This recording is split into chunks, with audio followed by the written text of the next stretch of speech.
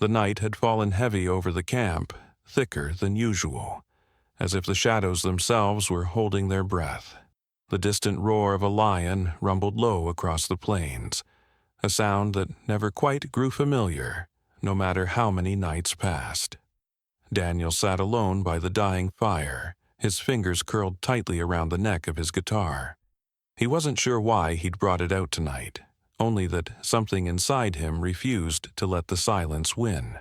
The wind brushed against his skin, carrying with it the sharp, musky scent of the wild.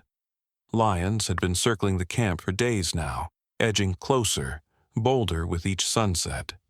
Rangers spoke in hushed tones of one in particular, a large male, injured, unpredictable, dangerous. They warned everyone to stay close to their tents, to trust the perimeter lights and fences. But Daniel couldn't close himself away tonight. He felt it too deeply in his chest, a restless ache he didn't have words for. His hands found the strings almost without thinking. He strummed a quiet, uncertain chord, then another, the sound soft but clear in the still night. The melody grew, fragile and aching, weaving itself into the air like a thread of light in the darkness. It wasn't a song for anyone. It wasn't even meant to be brave. It was just something to keep the fear away, something to fill the space between heartbeats. Then he saw them, eyes, bright and steady, reflecting the flicker of the campfire. Not far beyond the outer line, the lion stood in the shadows, motionless, but watching. Daniel's breath caught in his throat. His fingers hovered above the strings, frozen between fear and wonder. The camp behind him had gone silent, the usual whispers and rustling movement suddenly gone, as if everyone had sensed the moment shift. The lion didn't charge. He didn't roar. Instead, with a slow, deliberate motion, he lowered himself to the ground, his massive head resting on his paws, eyes never leaving Daniel. Something ancient and unknowable passed between them in that fragile silence. Daniel's heart thudded painfully against his ribs, but his fingers found the strings once more, and he played on. Daniel's fingers trembled against the strings, but he kept playing, each note slipping into the quiet like a breath he didn't know he was holding. The lion's eyes, unblinking and deep, held him fast. Around them, the camp remained frozen, as if the night itself had forgotten to move. For a moment, it felt like the entire world had narrowed to just the two of them, a man and a lion, bound by something neither fully understood. Memories surfaced, uninvited but sharp. Daniel had always been the quiet one, the boy who found refuge in sound when words failed him. As a child, music had been his shelter from loneliness, the soft hum beneath the noise of life that kept him grounded when the world felt too harsh. He thought of the small wooden guitar his father had given him on his 7th birthday, old and worn but perfect in his hands.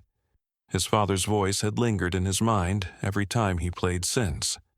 Music, he had said, goes where words can't follow. Now, halfway across the world, in the heart of the wild, those words came alive in a way Daniel had never imagined. The lion shifted slightly, and Daniel's heart skipped. He dared not stop. His fingers glided over the strings softer now, coaxing gentle melodies into the open night. He wasn't playing for anyone at camp. He wasn't playing for courage. He played because in that moment it felt like the only kindness he could offer a creature born into a life of relentless fight and survival. This lion wasn't just a predator lurking in the shadows. Daniel saw it clearly now, the way the animal's side rose and fell too rapidly, the way his posture sagged with something heavier than weariness. He saw pain. He saw struggle. Beneath the layers of muscle and bone was a soul not so different from his own, aching in silence. The camp remained breathless, but Daniel's chest filled with quiet resolve. If this music, this small act of fragile kindness, could reach the lion for even a moment, he would give it freely. He played on, the notes carrying his unspoken hope into the cool night air, and the lion, still watching, did not turn away. Daniel could feel the weight of every eye in the camp pinned to his back, but he didn't dare turn around. His focus was locked on the lion, still sprawled in the shadows just beyond the flickering light of the fire. The melody from his guitar floated between them, thin and fragile, but it held steady. Each note felt like a bridge stretched tight across a chasm of fear. He didn't know if it was madness or instinct, but deep inside, he believed the lion understood the kindness carried in the sound. The wind stirred, carrying the earthy scent of rain and dust, and the lion's ears flicked toward it. For a heartbeat, Daniel thought the moment would end, that the lion would rise and vanish into the wild, or worse, do what lions were meant to do.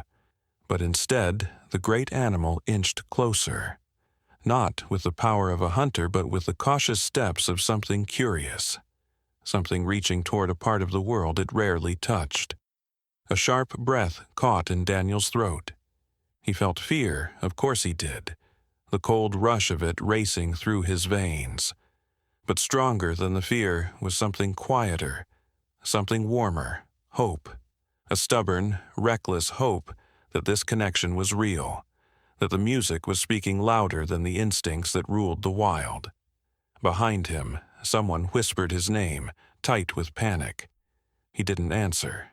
He couldn't break the thread now, couldn't let fear snap what had taken root in these quiet minutes between him and the lion. His fingers ached, but he kept playing. Softer now, a lullaby for a creature carved from wilderness. The lion stepped over the outer line of the camp, the place every ranger had marked as danger's edge. Daniel's pulse thudded in his ears, but he did not flinch. He met the lion's gaze fully, steady and calm, as if to say, "I see you, not as a threat, but as something more." The lion's breath huffed from its chest, warm and heavy, and it settled once again onto its paws, closer than ever before. Daniel's chest tightened, but his hands kept moving, weaving a song of trust into the night. Daniel's heartbeat pounded in his chest, so loud he feared it might drown out the music. But his hands did not falter. The lion's nearness pulled the air tight around him, every breath feeling thin and precious. Yet, as his fingers continued to dance across the strings, he saw something that steadied him. The tension in the lion's muscles had eased, the sharp alertness in its eyes softened, like a weight too heavy had finally begun to lift. The melody seemed to carry between them like a quiet promise, one Daniel himself barely understood but felt deeply. He no longer thought about the danger or the warnings whispered behind him. His entire world had narrowed to the aching beauty of this moment, to the wild creature before him, who, despite every rule of nature, had chosen not to strike, but to stay. A flash of memory flickered through Daniel's mind.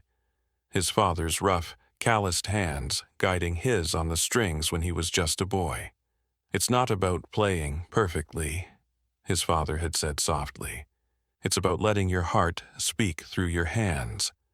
And now, in this place so far from home, Daniel's heart was speaking in ways words never could. He played not for himself, but for the creature in front of him, wounded and alone in a world that had given it so little peace.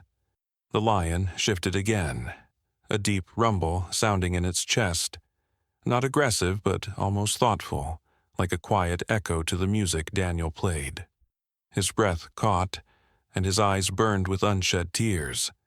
In that moment, Daniel no longer saw a predator. He saw a soul, raw and battered, desperate for something softer than the relentless struggle of survival. Campers remained frozen behind him, as if afraid to breathe too loudly, but Daniel felt none of their fear anymore. What filled him instead was a quiet awe, a reverence for the fragile trust unfolding before him. He could see it in the lion's posture, in the slow blink of its eyes. The music had built a fragile bridge between their worlds, and Daniel, with every careful note, kept building that bridge, piece by trembling piece, determined not to let it fall. The days that followed felt like a delicate thread stretched across a storm. Each evening, as the sun sank and shadows crept across the camp, Daniel took his guitar and sat beneath the open sky. He never had to wonder if the lion would return. Without fail, the great animal emerged from the wilderness, drawn as surely as the tides by the pull of Daniel's music. His steps were slow, careful, but each night he settled a little closer, his massive form easing onto the earth with a quiet weight, as if the music itself had calmed the fire inside him. Daniel noticed something painful beneath the quiet progress. The lion's wound, a deep gash along his flank, had worsened. Infection clouded the once bright fur, and Daniel's heart twisted every time the lion shifted, stiff with discomfort.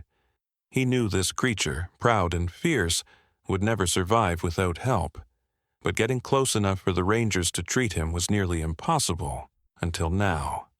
With a heavy heart, Daniel spoke to the rangers in the hush of dawn. His voice carried the same quiet conviction as his music, asking for a chance to try something no one had dared. They watched him with wary eyes torn between fear and belief, but they trusted what they had seen.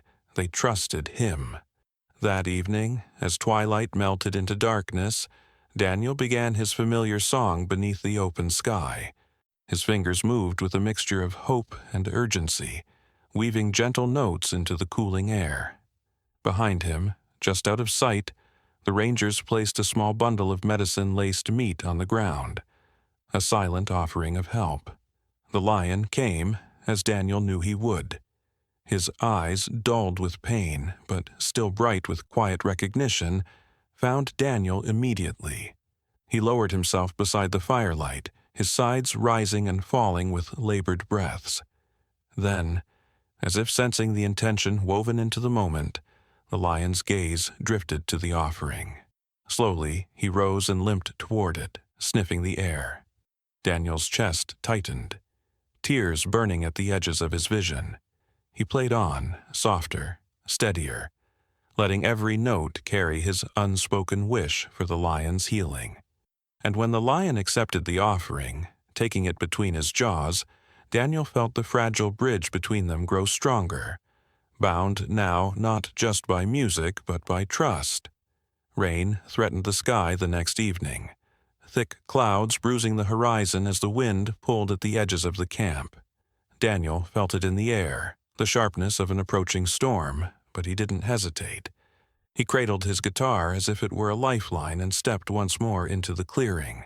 His heart beat a little faster, knowing the lion had taken the offering the night before, had trusted him enough to accept what could only be seen as kindness. That fragile thread between them had held, but tonight he would have to pull it tighter. The camp felt different now, not tense with fear, but weighted with hope too fragile to name. Eyes followed Daniel as he settled onto the damp earth, legs crossed beneath him, guitar resting on his knees. The first drops of rain splattered against his hands as he began to play, his fingers coaxing the melody from the strings like breath itself. Minutes passed before the lion emerged from the gloom, his coat streaked with dampness, his gait still slow but stronger than the day before. Daniel's heart ached at the sight, but he saw something new in the lion's eyes tonight, a glimmer of endurance, of quiet strength beginning to return. The lion shook rein from his mane and stepped closer than he had ever dared. Daniel's fingers moved over the strings, steady and sure, even as the rain slicked the wood beneath his touch. He let the music rise above the gathering storm, a quiet, unwavering call that seemed to say, "I am here. I will not leave you." Thunder growled low in the distance, but the lion did not flinch. He lowered himself to the wet earth, inches from Daniel now, close enough that Daniel could feel the heavy breath of the wild brushing across his skin. Daniel's chest tightened, but not with fear. It was something else, wonder, reverence, a quiet knowing that they had crossed some unseen boundary between fear and trust. As the rain fell harder, Daniel kept playing, refusing to let the storm swallow the fragile connection they had built. The lion's eyes drifted closed, his massive body rising and falling with slow, steady breaths. And in that wild, rain-soaked moment, Daniel understood. Kindness had become the shelter they both needed to survive the storm. The storm passed like a heavy breath released, leaving behind a quiet that felt deeper than any silence Daniel had known. Morning light seeped through the clouds, casting a soft glow over the soaked camp. Drops clung to every blade of grass, glistening like tiny fragments of hope scattered across the earth. Daniel sat still, the weight of the night still pressed into his chest, his guitar resting damp but safe across his lap. His hands ached from playing for hours, but he hadn't dared stop, not when the lion had settled so close, trusting him fully beneath the relentless rain. The lion had not moved far. He lay just beyond the fire pit, his massive body rising and falling with slow, even breaths. Sleep had finally claimed him as the storm quieted, as if the music had carried him to a place beyond pain, beyond fear. Daniel watched him now, every inch of him etched with silent awe. There was strength in the lion still, but it had been softened by something far more powerful than dominance. It had been softened by trust. The rangers approached at dawn, their steps cautious but no longer weighted with dread. Daniel rose as they came near, nodding once before glancing back at the lion. His heart twisted when he saw the fresh seep of infection along the wound, a grim reminder that time was not on their side. But the moment for help had come. With practiced precision, the rangers prepared the tranquilizer. Daniel's gaze never left the lion as they worked, silently willing the great creature to rest easy a little longer. When the shot found its mark, the lion barely stirred, too weary to fight, too worn to fear. Relief flooded Daniel's chest in a rush so sharp it left him breathless. As they moved quickly to clean and treat the wound, Daniel stood close, watching every careful motion. He felt a deep pull in his chest, something more than pride, something closer to quiet gratitude. This life, once caught in the jaws of pain and isolation, had found its way back from the edge, not through force, but through the simplest, purest act of human kindness. Daniel tightened his grip on his guitar, as if holding on to the memory, and whispered softly to the sleeping lion, "You're going to be all right now. We're not letting you go." Days turned to weeks, and the wild began to breathe easier. The lion's strength returned, not in a sudden surge but in steady, quiet steps, like the slow rise of dawn after a long night. His coat grew sleek again, the wound on his flank fading to a pale scar, a mark of survival rather than defeat.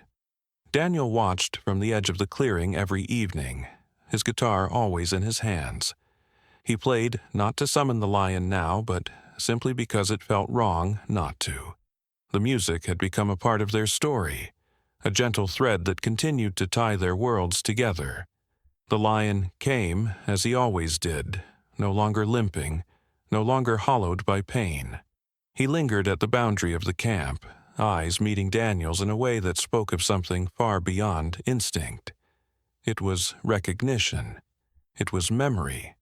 It was the silent language of two souls that had walked through fear and found, waiting on the other side, an unlikely kind of peace. The camp had changed too. What once was tight with tension had softened into quiet respect. The rangers, once cautious and rigid, now greeted the lion's visits with calm acknowledgement. They had witnessed the impossible unfold, seen fear melt into trust, and it had left an imprint none of them would ever forget. Daniel's music filled the air one last time as the sun dipped below the horizon, painting the sky in soft gold. The lion gave a low, rolling sound, not a growl, but something gentler, a sound Daniel had come to think of as the lion's way of saying, "I see you still." Then, with a powerful grace, the lion turned and melted back into the wild, carrying the music and kindness with him into the endless plains. Daniel watched him disappear, a quiet smile touching his lips. He knew the bond they had built would remain, as real as the earth beneath their feet, as enduring as the sky above them. Kindness had done this, not force, not fear, but simple, patient kindness. If this story filled your heart, let it be a reminder that kindness has no borders, no language, no limits. Subscribe to our channel for more real, powerful stories that show how even the wildest hearts can be reached by compassion. Together, let's carry these moments forward, believing always that even in the wildest places, kindness finds a way. Subscribe now, and let's keep these stories alive in every heart they touch.